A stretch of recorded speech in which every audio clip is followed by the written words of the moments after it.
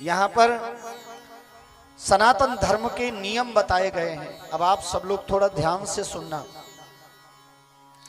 सनातन धर्म का नियम बहुत ही अच्छा है। यहां पर लिखा है, एक तो सत्य बोलना चाहिए। जिसकी वाणी में सत्यता होती है ना, उसकी वाणी से निकला हुआ शब्द भी सत्य होने लगता है। कई बार आप संतों को देखते हैं, वो जो कह देते हैं वो हो जाता है। कारण क्या है? उन्होंने वाणी पर नियंत्रण किया।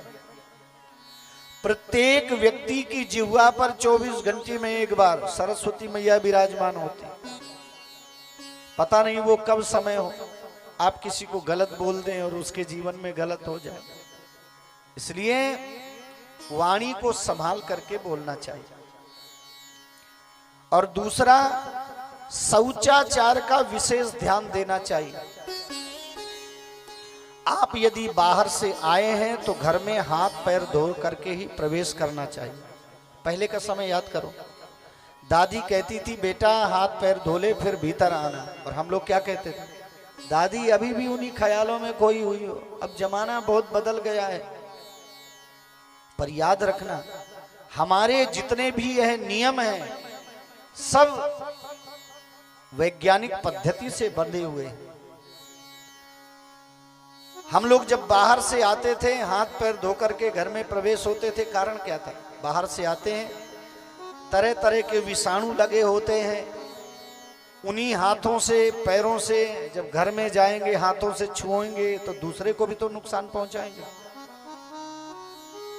हमने दादी की बात मानना छोड़ दिया, दादा की बात मानना छोड़ दिया, तो अब डॉक्टर की बात मानना पड़ेगा कि नहीं? आया कोरोना, और जो नहीं भी हाथ पैर धोने वाले थे वो भी ऐसे ऐसे करके हाथ धो करके घर में अब जाते हैं। बोलो जय श्री कृष्ण, करने लगे कि नहीं? आप कभी विचार करिए कि सनातन धर्म के नियम कितने अच्छे थे। बाहर से आने के बाद तुरंत हाथ पैर धो करके ही प्रवेश करना चाहिए। देखो आज उसका प्रभाव समझ में आया कि नहीं? इसलिए हमारे यहां पर जो भी नियम बनाए गए हैं वह सब अक्षरशः वैज्ञानिक पद्धति से है। यहां पर सनातन धर्म के नियम बड़े भाव से बनाए गए हैं। 4 प्रकार के वर्ण बनाए गए हैं और 4 प्रकार के आश्रम बनाए गए हैं। ब्रह्मचर्य, गृहस्थ, वानप्रस्थ और सन्यास, 4 आश्रम बनाए गए, 4 ही वर्ण बनाए गए। हमारे सनातन धर्म में वर्ण व्यवस्था थी, जाति व्यवस्था नहीं थी। बोलो जय श्री कृष्ण।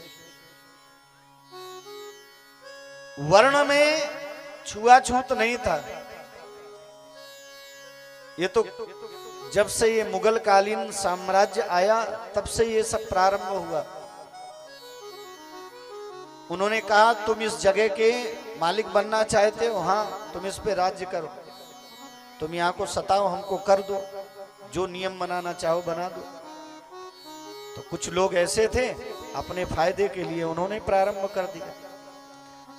सनातन धर्म में छोटे बड़ेपन का भेद नहीं है, ऊंच नीच का भेद नहीं है, छुआछूत का भेद नहीं। यह तो मानवों ने तैयार किया है। यहां समस्त जितने भी सनातन हिंदू हैं वह सब एक समान है, एक बराबर। आप कहेंगे महाराज जी आप तो फिर ऊपर बैठे कथा सुना रहे हो और हम तो नीचे बैठे सुन रहे हैं। अब बताओ इसमें बड़ा कौन हुआ और छोटा कौन हुआ?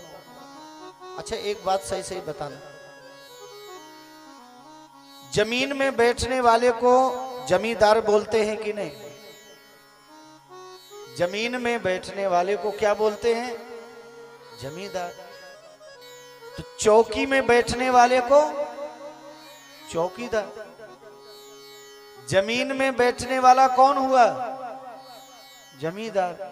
और चौकी में बैठने वाला कौन हुआ? तो अपने राम तो 7 दिन के चौकीदार हैं। बोलो जय श्री कृष्ण। आप सब लोग जमींदार हो, इसलिए इस प्रकार से बैठे हुए हैं। वस्तुतः श्रेष्ठ तो आप ही हो।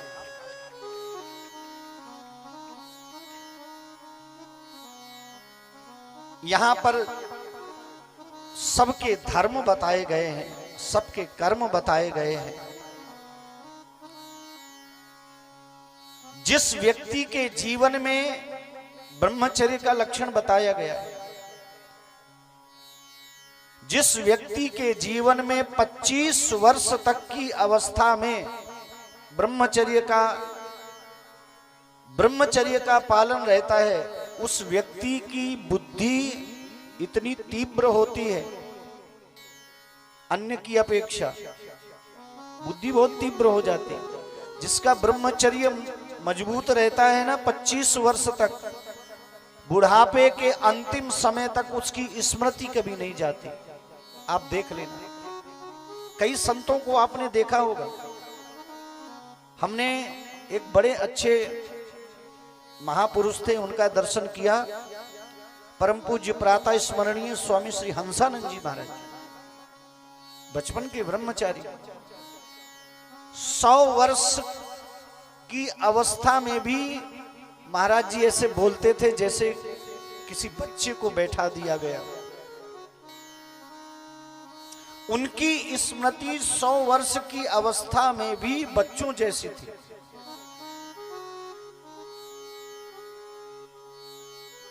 यह है हमारे यहां पर प्रत्येक आश्रम के नियम का बल। कोई समझे तो सही। विदेशियों ने देखा भारतीय सबसे ज्यादा बुद्धिमान है, तो फिर इन्हें कैसे गिराया जाए। उन्होंने आकर के कहना चालू कर दिया, हमारे यहां लिव इन रिलेशन चलता है, बोले सबको करना चाहिए।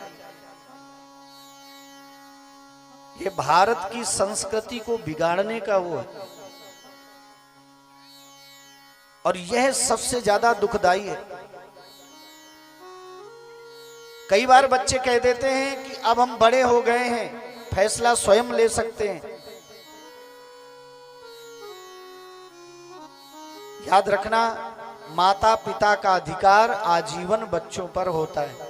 आप कभी सोचिए ना, उन्होंने कष्ट सह सह करके हमको इतना बड़ा किया, पाल पोस करके इतना बड़ा किया, और जैसे ही हम 21 साल के हुए हमारा अधिकार, उनका अधिकार खत्म हो गया। और जब आप छोटे थे उसी समय वो फैसला ले लेते, तो क्या आप इतने बड़े होते? आप विवाह कैसे करते हैं मुझे लेना देना नहीं है, पर एक बात मैं कह करके जा रहा हूं, बहुत ध्यान से सुनना। जितने विवाह स्वेच्छा से हुए उन्हीं के मुकदमे चल रहे हैं सबसे ज्यादा।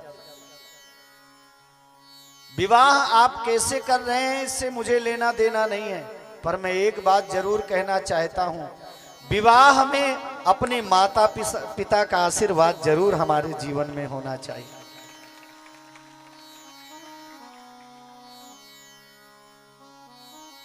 वैवाहिक जीवन उन्हीं का सक्सेस होता है जिनके जीवन में माता पिता का आशीर्वाद होता है। माता पिता को दुखी करके आप जीवन भर सुखी नहीं रह सकते। इसलिए हमेशा बच्चों को भी ध्यान देना चाहिए, बेटियों को भी ध्यान देना चाहिए।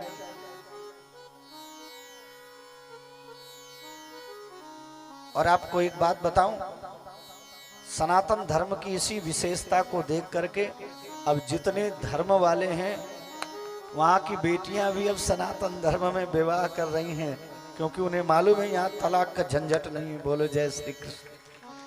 हाँ,